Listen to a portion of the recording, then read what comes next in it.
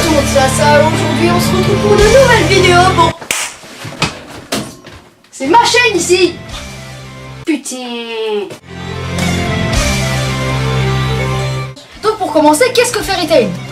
Fairy Tail est principalement un manga, mais bien sûr il y a eu d'autres œuvres en rapport avec le manga originel comme des one-shots et des mini-séries. Fairy Tail Zero ou Fairy Tail Gaiden par exemple. 9 OAV, 2 romans et 2 films d'animation ont été créés à partir de Fairy Tail. L'auteur de ce manga est Hiromashima, mangaka qui a d'ailleurs réalisé une autre œuvre se nommant Rei. Dans Fairy Tail, on suit l'histoire de Lucie. Et oui, Natsu n'est pas le perso principal, j'en connais qui sont fait avoir plus d'une fois. Lucie est une magicienne constellationniste. C'est-à-dire que grâce à des clés, elle peut invoquer des esprits qui viennent justement du monde des esprits.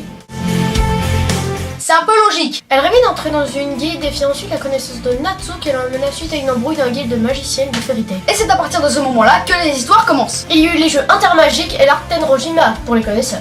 Ensuite, on va vous parler de nos persos préférés. Alors pour moi, mon perso préféré, c'est Acnologia. Et là, vous vous demandez sûrement, mais il pue la merde, c'est un dragon, c'est un méchant, il est nul, il est moche. Non, là, je vous parle d'Acnologia forme humaine. Acnologia est un chasseur de dragons. Au Dragon Slayer, c'est plus stylé. Qui sème la terreur dans le monde de Fairy Tail. Il est réputé pour être le plus fort méchant de ce manga, car même Zélef, Qui est le plus fort mage noir jamais connu, a peur de ce gars. Ce qui montre qu'il est quand même plutôt balèze. un tout petit peu, vraiment petit peu. Pour ceux qui ne connaîtraient pas Fairy Tail, les chasseurs de dragons tels que Acnologia peuvent se transformer en dragon. Ça les rend plutôt fortiches. Comme je vous le disais tout à l'heure, je préfère largement Acnologia forme humaine à sa putain de forme de dragon. Et qu'est-ce qu'il est badass en forme humaine!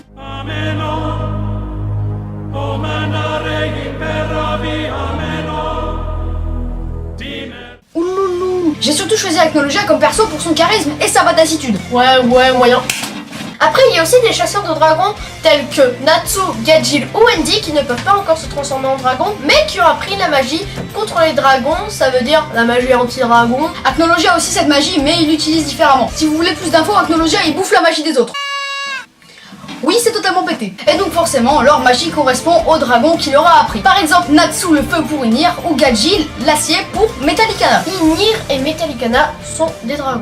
Voilà. Pour ma part, mon personnage préféré est Jelal. Tout simplement parce que déjà, j'aime son histoire et l'évolution du personnage par rapport à son passé. J'adore aussi Jelal car il utilise des techniques magiques hyper badass. Par exemple, la grande bourse que j'affectionne, c'est une technique très puissante de Jelal que je trouve qui m'a vraiment, moi, donné des prix. J'adore aussi ce personnage en rapport avec l'arc où il intervient, l'arc de la Tour du Paradis. Et je pense aussi que sa guilde indépendante Criminal Sorcière va prendre beaucoup d'ampleur dans la suite. Merci pour ton avis. Accueillons toujours Hugo Dubois sur BFM TV à 21h. En France, Fairy Tail compte actuellement 58 ou 59 tomes et va se finir en normalement 63 tomes. Pour la petite info, il ne reste que 3 chapitres à finir au Japon. Donc j'espère que cette vidéo vous aura plu. Donc aujourd'hui, je suis en compagnie de Hugo ou son pseudo Fairy Demons. Allez voir sa chaîne, elle sera dans la description. Sur ma chaîne Fairy Demons qui sera bien sûr dans la description, comme l'a dit votre chère petite Assa, elle sera...